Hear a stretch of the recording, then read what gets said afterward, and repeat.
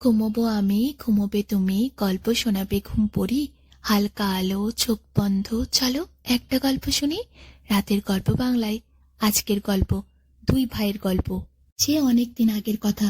বিদেশের একটি ছোট্ট গ্রামে আদিবাসীদের ঘোড়া পালন করাই ছিল অন্যতম জীবিকা। প্রত্যেক বছর শীতকালে সেখানে একটা বিশাল বড় বাজার বসতো গবাদি পশুর। একবার কি হলো, দুই ভাই, যাদের একজন পয়সাওয়ালা বড়লোক, আরেকজন খুবই গরিব, তারা দুজন মিলে সেই বাজারে গেল। পয়সাওয়ালা ভাই গেল একটা ঘোড়ায় চড়ে, আর গরিব ভাইটা গেল একটা অল্প বয়সী ঘুড়ির পিঠে চেপে। সন্ধ্যা নামবে নামবে এমন সময় তারা একটা কুঁড়ে ঘরের সামনে এসে দাঁড়ালো। দুটো খড়ের গাদা ছিল। তারা ঠিক করলো দুটো খড়ের গাদায় দুজনে শুয়ে যাবে। ঘোড়া আর ঘুড়িকে বাইরে বেঁধে রেখে তারা শুয়ে গেল। পরের দিন সকালে তারা বাড়ি ফিরবে বলে যেই ঘুম থেকে ওঠে, দেখে সেখানে দুটো নয়, তিনটে ঘোড়া রয়েছে। তারা তো পুরো অবাক হয়ে গেল। কিছুক্ষণ পর তারা বুঝতে পারল, এটা তো বড় ঘোড়া নয়, এটা তো বাচ্চা। ঘুড়িটার বাচ্চা হয়েছে। রাত্রে ঘুড়িটা ওকে জন্ম দিয়েছে। কিছুক্ষণের মধ্যেই সে নিজের পায়ে দাঁড়িয়ে গেল। মায়ের দুধ খেলো। মায়ের দুধ খাওয়ার পর সে নড়বড় করতে করতে কয়েক পা হাঁটতে শুরু করলো। বাচ্চাটা যেই এক পা দুপা হেঁটেছে, অমন সময় পুরুষ ঘোড়াটা জোরে আনন্দে চিৎকার করে তাকে অভিনন্দন জানালো। ঘোড়া, ঘুড়ি আর তাদের বাচ্চা তিনজনেই খুব খুশি ছিল। কিন্তু এমন সময় বড়লোক ভাই সে জোরে চিৎকার করে বলল, ওইটা আমার বাচ্চাটা, আমার আমার ঘোড়ার জন্যই বাচ্চা হয়েছে। হাসলো গরিব ভাই। সে বলল, ঘুড়ির থেকেই বাচ্চা হয়েছে, তাই ওই বাচ্চাটা আমার ঘুড়ির বাচ্চা। এ বলে আমার ঘোড়ার বাচ্চা, ও বলে আমার ঘুড়ির বাচ্চা। বাচ্চাকে নিয়ে ভীষণ বড় সমস্যার সৃষ্টি হলো। দুই ভাইয়ে তো ঝগড়া লেগে গেল। তারপর তারা ঠিক করলো তারা যাবে শহরে। সেখানে বিচারকদের কাছে গোটা ব্যাপারটা তারা বলে বিচার চাইবে। তর্ক করতে করতে তারা পৌঁছে গেল বিচারকদের কাছে, যেখানে একটা বড় চত্বর, সম্রাটের দরবার রয়েছে। সেখানে বড় বড় বিচারক, যারা যারা বিচার চাইতে আসছে তাদের সবাইকে অভ্যর্থনা জানানো হচ্ছে। দুই ভাইও গেল বিচার যাওয়ার জন্য। সম্রাটের দরবারে সকল বিচারকের সামনে তারা পুরোটা খুলে বলল। এ কথা বলার অপেক্ষা রাখে না যে সম্রাট ভালো করেই বুঝেছিলেন ঘুড়ির বাচ্চাটার আসল মালিককে। কিন্তু সম্রাট ছিলেন অত্যন্ত আমোদপ্রিয়, তাই তিনি মাঝে মধ্যেই তার লোকজনদেরকে নানা রকম ধাঁধা দিতেন এবং মজা করতেন। এক্ষেত্রেও তিনি মজা করবেন বলেই ঠিক করলেন। আর তিনি তারপর বললেন, তোমাদের মধ্যে কারই বাচ্চা পাওয়া উচিত সে কথা বলা শক্ত, তাই আমি তোমাদের 4টে ধাঁধা দিচ্ছি। তোমাদের মধ্যে যেই 4টে ধাঁধা সঠিক উত্তর দিতে পারবে সেই পাবে বাচ্চা। প্রথম প্রশ্ন তিনি বললেন, বলো এই দুনিয়ায় সবচেয়ে দ্রুতগামী কি? দ্বিতীয় প্রশ্ন, এই দুনিয়ায় সবচেয়ে মোটা কি? তৃতীয় প্রশ্ন, এই দুনিয়ায় সবচেয়ে নরম কি?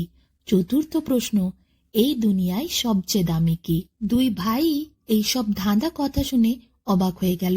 তারা দুজনের মধ্যে কেউই এই ধাঁধার উত্তর খুঁজে পাচ্ছিল না। তারা বলল সম্রাটকে একটু সময় দিতে। তাই 1 সপ্তাহের সময় দিলেন সম্রাট। বললেন, 1 সপ্তাহের মধ্যেই এই 4টে প্রশ্নর উত্তর নিয়ে প্রাসাদে আসতে হবে, তবে তোমাদের ঘোড়া, ঘুড়ি আর বাচ্চাকে আমি ছাড়ব। ততদিন তারা আমার কাছেই থাকবে। এরপর বড়লোক ভাই আর গরিব ভাই দুজনেই বাড়ি ফিরে গেল। বড়লোক ভাই ভাবতে থাকলো এই প্রশ্নের উত্তর সে কি করে খুঁজবে। তার বউ ছিল খুব বোকা, একদমই বুদ্ধি নেই। কার কাছে সে সাহায্য চাইবে? এমন সময় তার মনে পড়ল তার প্রতিবেশীর কথা। তার এক প্রতিবেশী বৌদি আছে, তার বুদ্ধি অনেক তীক্ষ্ণ, তাই তার কাছে এই ধাঁধাগুলো বললে সে দিতে পারে উত্তর। এই ভেবে সে গেল সেই প্রতিবেশী বৌদির কাছে।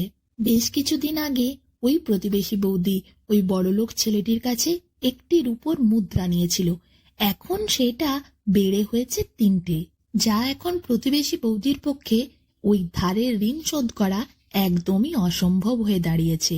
তাই জন্য সে বলল ধাঁধার উত্তর সে দেবে, কিন্তু বিনিময়ে তার সমস্ত ঋণ মাফ করে দিতে হবে। ছেলেটি আর কি করবে? সে এখন নিরুপায়, তাকে সাহায্য করার মতো কেউ নেই। সে যদি উত্তর না পায় তাহলে বাচ্চাটা পাবে না, আর সম্রাট ওই ঘোড়াকেও আটকে রেখে দেবে। তাই সে প্রতিবেশী মহিলার ঋণ মাফ করতে রাজি হয়ে গেল আর ধাঁধাগুলো তাকে বলল। ঋণ মুকুব করায় খুশিতে প্রতিবেশী মহিলাটি একের পর এক উত্তর দিল। প্রথমেই সে বলল, এই দুনিয়াতে দ্রুতগামী জিনিস হলো তার স্বামীর লালচে বাদামি ঘোড়াটা। তাকে কেউ হারাতে পারবে না, সে সব থেকে দ্রুত ছোটে। দ্বিতীয় হলো সব থেকে পৃথিবীর মোটা জিনিস তাদের বাড়ির শুয়োরটা। আর পৃথিবীর সব থেকে নরম জিনিস হলো রাজহাঁসের পালক দিয়ে তাদের বাড়িতে বানানো তোশকটা। সেই তোশক নাকি এতই নরম, তাদের বাড়িতে যারাই আসে তারাই ওই নরম তোশক দেখে হিংসে করে।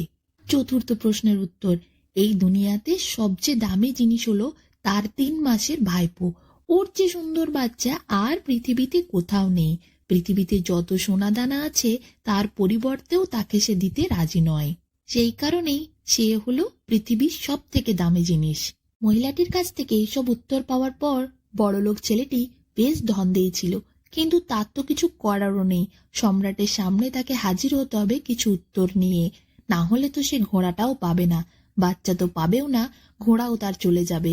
তাহলে তাকে তো কিছু বলতে হবে, এইসবই উত্তর নিয়ে তাকে গিয়ে দাঁড়াতে হবে সেখানে। সে এটাই ভাবল। অন্যদিকে সে গরিব ছেলেটি, সে তার ছোট্ট কুঠিরেতে পৌঁছে গেছে। তার ছিল একটি ছোট্ট 7 বছরের বাচ্চা মেয়ে। সেই মেয়েটি বাচ্চা হলেও তার ছিল বুদ্ধি প্রচন্ড বেশি, সে ছিল খুবই চালাক। গরিব ছেলেটি জানতো তার মেয়ে বুদ্ধি প্রচুর, তাই 7 বছরের বাচ্চা মেয়েটিকেই সে সমস্ত ধাঁধা বলল এবং বলল, এই ধাঁধার উত্তর কি সে পারবে? বাচ্চা মেয়েটি বলল, হ্যাঁ, এটা আবার কোনো ব্যাপার হলো নাকি? সম্রাটকে বলো, এই দুনিয়াতে সবচেয়ে দ্রুতগামী হলো শীতের ঠান্ডা উত্তরের হাওয়া। সবচেয়ে মোটা হলো আমাদের জমির মাটি, যার ফসল মানুষ ও পশু দুজনকেই জীবন দেয়। সবচেয়ে নরম হলো শিশুর স্নেহস্পর্শ, আর সবচেয়ে দামি হলো সততা। গরিব ছেলেটি এরপর বুঝতে পারল এই উত্তরই সঠিক উত্তর। সে খুব খুশি হলো এবং নির্দিষ্ট দিনে সম্রাটের কাছে গিয়ে পৌঁছালো। 2 ভাইকে প্রশ্ন করল সম্রাট, সঠিক উত্তর দিতে বলল। বড়লোক ভাইটির উত্তরগুলি শুনে একদমই সম্রাট সন্তুষ্ট হলো না, কিন্তু গরিব ছেলেটির উত্তর শুনে সম্রাট অত্যন্ত প্রশংসা করল। সে একদম সঠিক উত্তর দিয়েছে। সম্রাটের খুব ভালো লাগলো। সম্রাট এরপর বাচ্চাটা তাকেই দিল। সঙ্গে ওই বড়লোক ভাইয়ের ঘোড়াটাও সে দিয়ে দিল গরিব ছেলেকে। 3টি ঘোড়াই পেল গরিব ছেলেটি। এরপর দুজনেই বাড়ি যাচ্ছে। সম্রাটের দরবার থেকে বেরিয়েছে এমন সময় গরিব ছেলেটি বলল, দাদা দাঁড়াও। বড়লোক ছেলেটি দাঁড়াতেই সে ঘোড়াটা বড়লোক ছেলেটির হাতে দিয়ে বলল, তোমার ঘোড়াটা তুমি নিয়ে যাও, আমার ঘুড়ি আর তার বাচ্চাটাই আমি নিই। বড়লোক ছেলেটি ছোট্ট ভাইয়ের এত বড় মন দেখে খুব খুশি হলো। সে তার ভাইয়ের সাথে আবার ভালোবাসার সম্পর্ককে আরো দৃঢ় করে নিল, আর তাদের মধ্যে মনোমালিন্য ছিল না। 2 ভাইয়ের মধ্যে ভালোবাসা আবার আগের মতো হয়ে যাওয়ার জন্য, বড়লোক গরিবের পার্থক্য মিটে যাওয়ার জন্য তারা ঠিক করে যে তারা এই বাচ্চাটাকে বাবা মা দুজনের ভালোবাসা পেতে দেবে। এই জন্য একটা নির্দিষ্ট আলাদা জায়গা করে তারা ঘোড়া, ঘুড়ি এবং বাচ্চাটাকে আলাদাভাবে রাখে। যখন যার প্রয়োজন হয় সে সেখান থেকে ঘোড়া ঘুড়িকে নিয়ে যায়, কিন্তু 2 ভাই বাচ্চাটার থেকে বাবা মাকে আলাদা করে না। এইভাবেই 2 ভাই যেমন এক হয়ে যায়, তেমনি ছোট বাচ্চাটি ঘোড়া আর ঘুড়ি মানে তার বাবা মাকে নিয়ে সুখে আনন্দে দিন কাটাতে থাকে।